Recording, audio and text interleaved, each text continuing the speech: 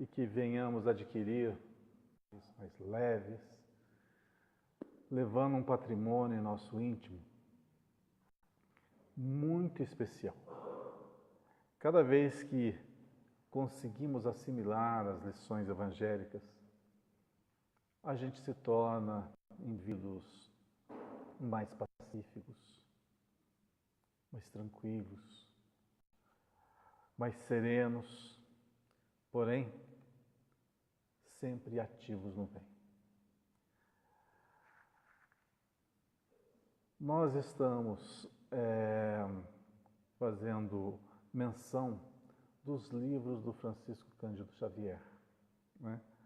E tentando fazer uma ressenha de todo o conteúdo, com uma forma de divulgação também, de livros que nem sempre as pessoas conhecem.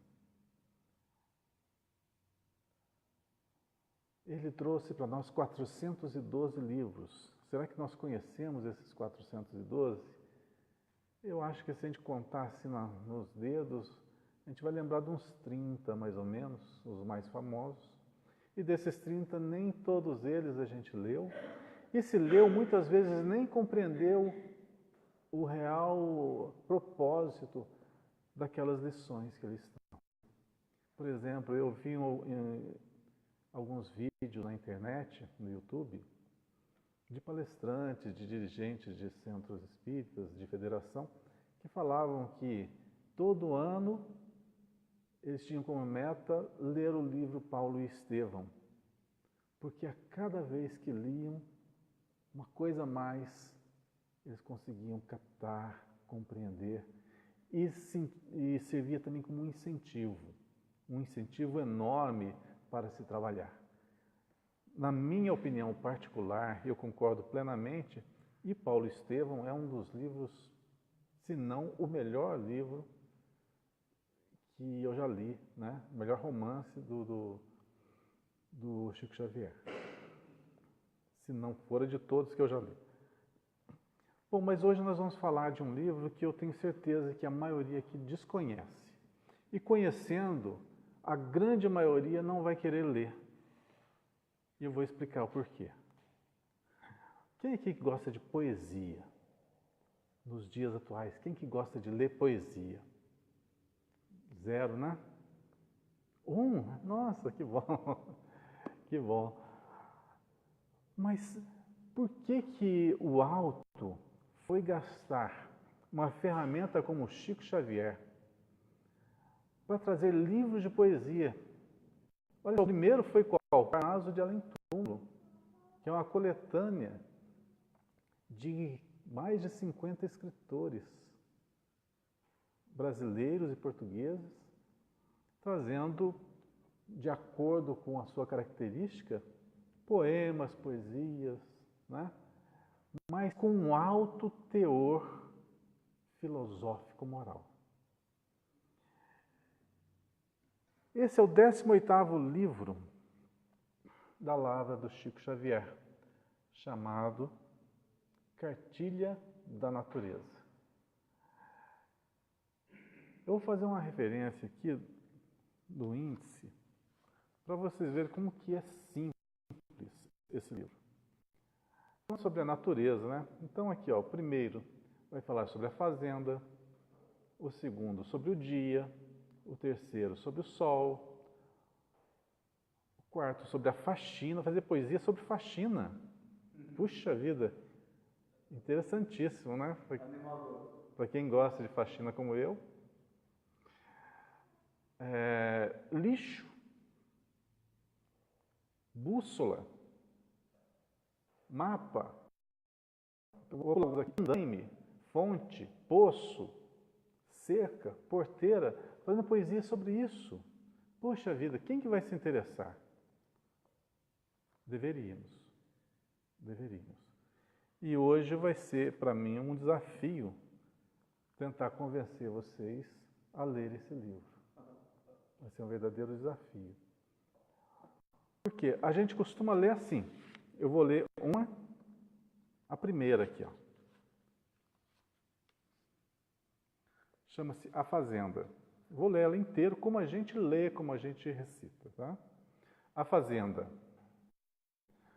O dia vem longe ainda, fulgura o brilho estelar, mas nos campos da fazenda é hora de trabalhar.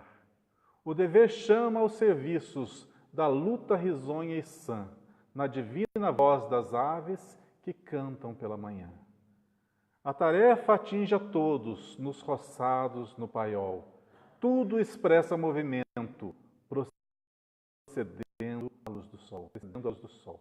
Ali corta-se a colar, dispõe-se de novo a leira. Aqui combate-se os vermes que atacam a sementeira.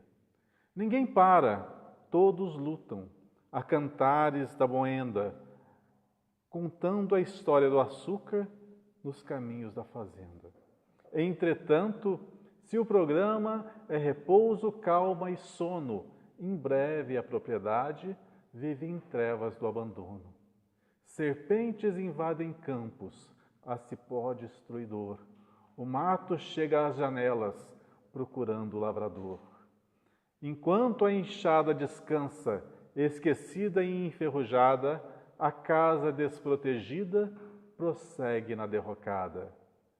Quem não vê na experiência tão simples, tão conhecida, a zona particular nos quadros da própria vida. Rico ou pobre, fraco ou forte, não te entregues à inação, que a vida é a fazenda augusta, guardada na tua mão. Muito bem. É admirável as rimas, mas dá para pegar todo o sentido. Quando a gente começa a ler uma, na segunda, nosso pensamento já divaga. Na terceira, você já se enfada. Porque a gente não tem esse costume de ler poesias. Ainda na minha época na escola, a gente era obrigado a escrever algumas e ler. Então eu ainda tenho esse costume, tive esse costume, mas nos dias atuais as pessoas não têm muito esse costume, não. Mas o que eu gostaria de falar é o seguinte, que nessas estrofes tem muita coisa, muita lição que a gente pode retirar. E eu separei duas aqui. A primeira chama-se Os Caminhos, só que eu não vou lê-la da forma que eu li agora. Eu vou tentar dissecá-la. Então, Os Caminhos, primeira estrofe. O caminho mais humilde, seja na vila ou na serra, é convite carinhoso que o Pai traçou na terra. Se nós prestarmos bem atenção, está se referenciando à vida de cada um. Nós nascemos em lugares diferentes nesse mundo. E cada lugar tem a nos fornecer o material necessário para a nossa evolução. Se nascemos aqui ou ali, junto à riqueza ou junto à pobreza, na opulência ou passando as mais severas necessidades, isso tem um fim. Há algo a ser explorado, há um patrimônio que nós vamos adquirir vivendo em determinados lugares. Então o Pai traçou-nos o local exato para que nós aprendamos a nossa lição. Qualquer estrada no mundo é sugestão de bondade. Qualquer estrada no mundo é sugestão de bondade. Em qualquer lugar que estivermos, podemos notar os traços divinos. Mas a gente ainda teima em caminhar por esse mundo como se fôssemos cegos, dominados pelo nosso instinto, muitas vezes pela nossa fome ou pela nossa vontade desenfreada. Em todos os casos, sempre há um caminho para nós seguirmos. Por trazer às criaturas os bens da fraternidade, em todos os caminhos vamos encontrar pessoas de todos os tipos. Aqueles que vão precisar da nossa ajuda e aqueles que vão nos ajudar aqueles que socorreremos e aqueles que muitas vezes vão nos socorrer, aqueles que alimentamos e outros tantos que vão saciar a nossa fome. Então, nos caminhos da vida, não estamos, jamais estaremos sós. Às vezes, fechamo-nos em nós mesmos, alegando uma solidão que invade o nosso coração e faz-nos tristes e depressivos, porque a gente teima em fechar os olhos para todos aqueles que estão ao nosso lado. Então a culpa, se é que existe, jamais é a do Pai, que dá a cada um de nós o caminho necessário para que nós trilhemos. É a chave silenciosa das mais belas ligações que aproxima os interesses no elo dos corações. Sabemos que o patrimônio maior que podemos levar aqui da terra são os nossos afetos, são as nossas construções, são aqueles que estão do nosso lado, principalmente aqueles que estão sob o mesmo teto. São aqueles que Deus deixou para nós como um presente, aqueles que vão enxugar as nossas lágrimas, aqueles que vão dar-nos os primeiros banhos, os primeiros beijos, os primeiros afagos, aqueles que vão nos fazer sentir importantes, aqueles que vão dar a vida por nós.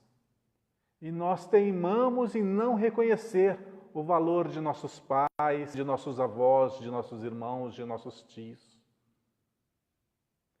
E no caminho que é traçado para cada um de nós, esse patrimônio bendito está nos legado e nós simplesmente fechamos as portas do coração ou do entendimento para estes e para outros tantos.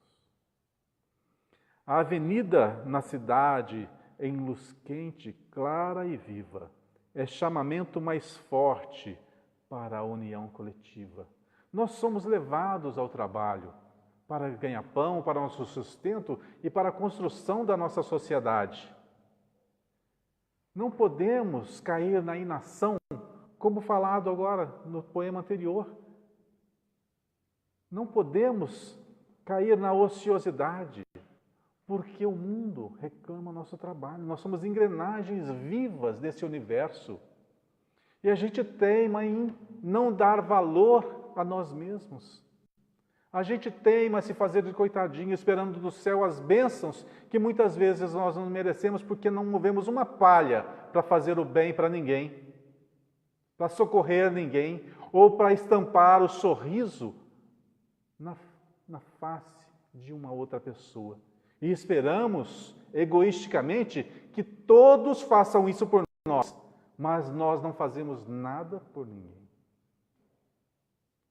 A vida é um grande despertador. Desperta as nossas potências, muitas vezes, pela dor. Então, se nós reclamamos as dores que nos apontam, é bom olhar os nossos atos, pois muitas vezes, na grande maioria, são oriundos das nossas falhas atuais, da nossa condição, do jeito com que levamos a vida e com o jeito que tratamos o próximo. Nós já estamos numa fase de despertamento para as realidades da vida. Não somos mais crianças, não somos mais espíritos infantis, somos espíritos despertos já, sabendo da nossa responsabilidade e que a vida é o caminho que devemos seguir para que as nossas potências possam ser exploradas. Se o caminho é do trabalho, no labor do ganha-pão, é trilho amado e bendito de muita satisfação. Nós nunca vamos encontrar nos caminhos da vida uma pessoa satisfeita, entregue à ociosidade. Uma pessoa satisfeita que ganhou heranças, que ganhou poderes, muito dinheiro, sem ver uma palha sequer. Outros tantos que usaram de métodos vis para adquirir fortuna, comodidade e conforto, em detrimento, muitas vezes, do próximo. Nós não vamos encontrar felicidade nesses indivíduos, satisfação de forma alguma, porque ela é conquista, ela não é presente e ela não pode ser roubada. É construção, satisfação é construção. A construção do bem servir, do bem produzir, do bem viver. A gente espera que o alto nos afague. Muitas vezes rezamos, esperando a consolação por meia dúzia de palavras sem sentido e sem sentimento. Mas na ação do dia a dia, nós construímos as mais belas preces que podemos legar ao Criador. Mas na inatividade do ser, nós estamos apenas postergando a nossa construção íntima. Se é traço rude e singelo, aberto no campo em flor, abre acesso à natureza, a eterna mestra do amor. A natureza é a eterna mestra do amor. Nós temos amor. O amor está presente em tudo. Deus é amor. O que é esse universo? Deus é construção.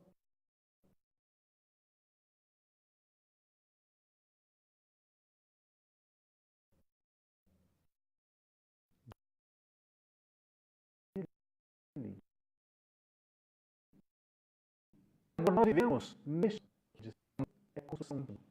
Ele não vem de fora para dentro. Na sua fabulosa sabedoria, o Criador nos fez como potências a serem desenvolvidas. E o amor que nós tanto buscamos está presente em todo lugar, em todas as pessoas, em todas as criaturas. E que só vamos enxergar quando esse olho aqui, estiver aberto.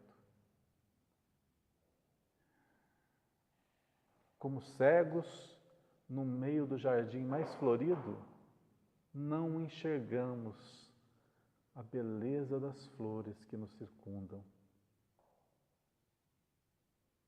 E olhamos uns para os outros e ainda não conseguimos sentir o amor de cada coração que ali reina. Mas vai chegar um dia que isso vai acontecer. E nós vamos tocar as pessoas e sentir o amor delas. Nós vamos olhar nos seus olhos e vamos sentir toda a sua paz, toda a sua força, toda a sua vontade, e esse bem-estar de todos os lados, de todas as pessoas. Mas para que isso se dê, é necessário que esse olho esteja aberto, porque o amor nos circunda, mas ainda somos cegos do sentimento. Há caminhos para o templo, para o lar, para a oficina. Todos eles são recursos. Há tempo para se realizar. Há tempo para ter tempo. Isso vai estar faltando, vai estar falho. Não podemos abandonar o nosso lar, as pessoas que estão ali na nossa casa. E viver simplesmente o trabalho para querer dar um conforto, uma comodidade, como tantos de nós fazemos.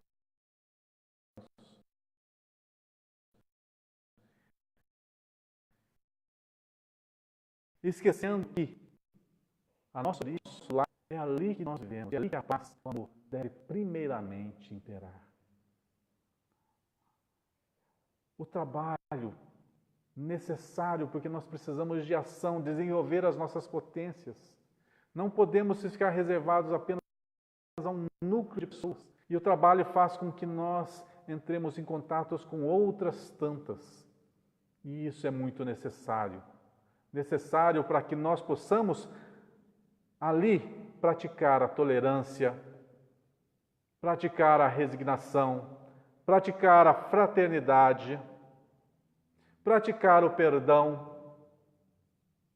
E é na convivência diária com outras pessoas de todas as formas é que nós nos desenvolvemos.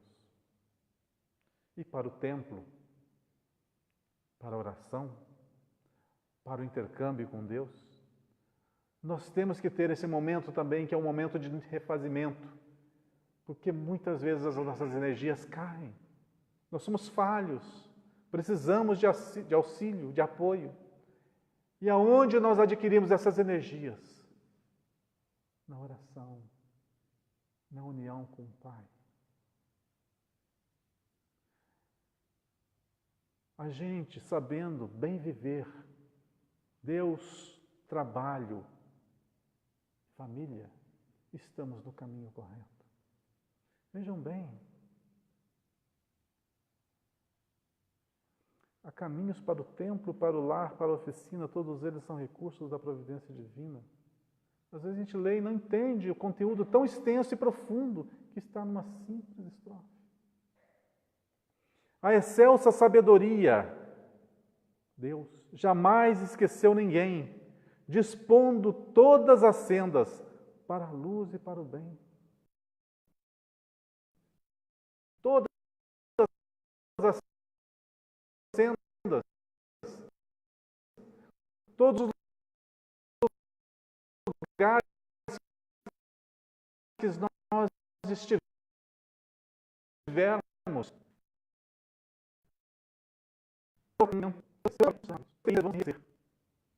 muitos poderão afirmar, e aqueles que foram por caminhos tortuosos, são caminhos mais longos, mas que têm retorno.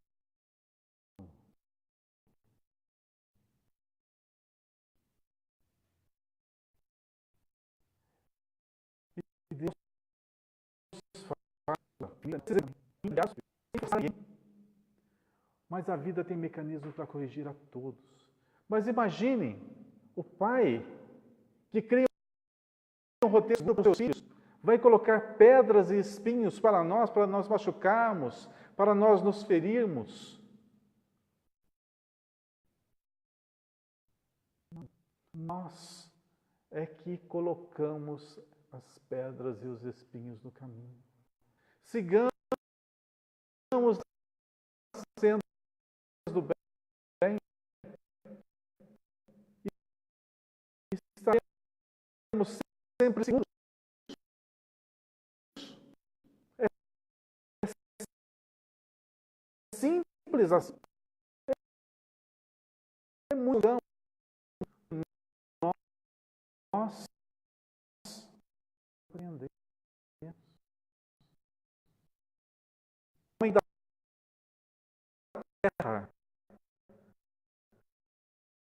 fatal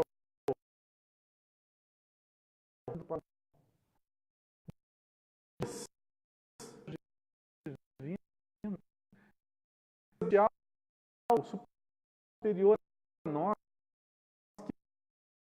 que tudo sabe, que estamos do sofrimento e pela nossa volta.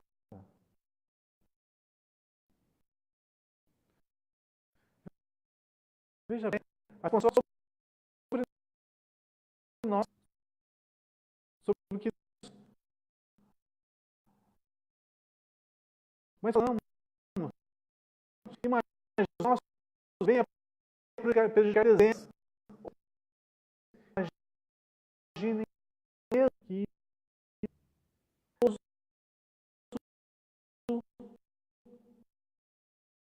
Quem reconheça a luz, quem com claridade, nosso desenvolvimento, a nossa melhoria, nosso aperfeiçoamento intelectual, ainda os outros temos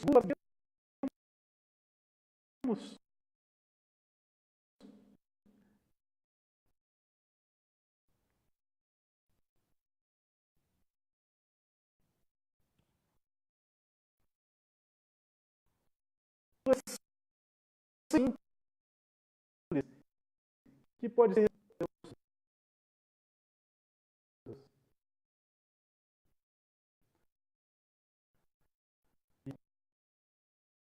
como mesmo. Será que eles fazem? Nós fizemos o mesmo. Fizemos Deus, além do Evangelho que o próprio Cristo deixou-nos como rota segura. E a gente envereda ainda pelos caminhos tortuosos, da cidade, do orgulho, da vaidade.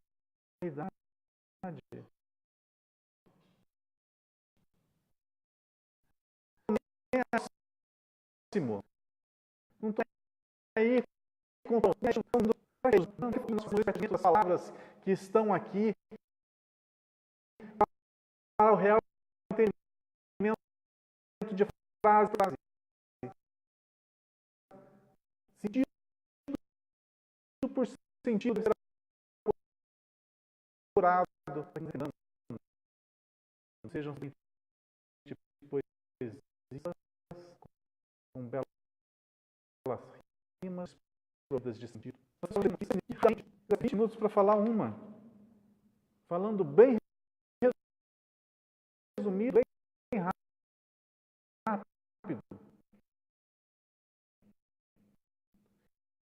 Imagina quanto tempo nós levaríamos para nos apontar mais uma vez o caminho, o roteiro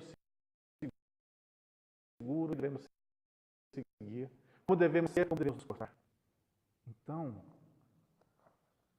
para aqueles que querem acelerar um pouquinho o seu processo evolutivo, eu recomendo, leiam Chico Xavier. Tudo que nós precisamos, nós vamos encontrar nesses livros. Tanto na parte filosófica, científica, religiosa.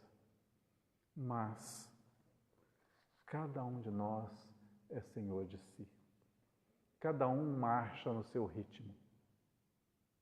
Uns vão mais acelerados, outros vão mais lentos. Mas todo mundo tem seu tempo.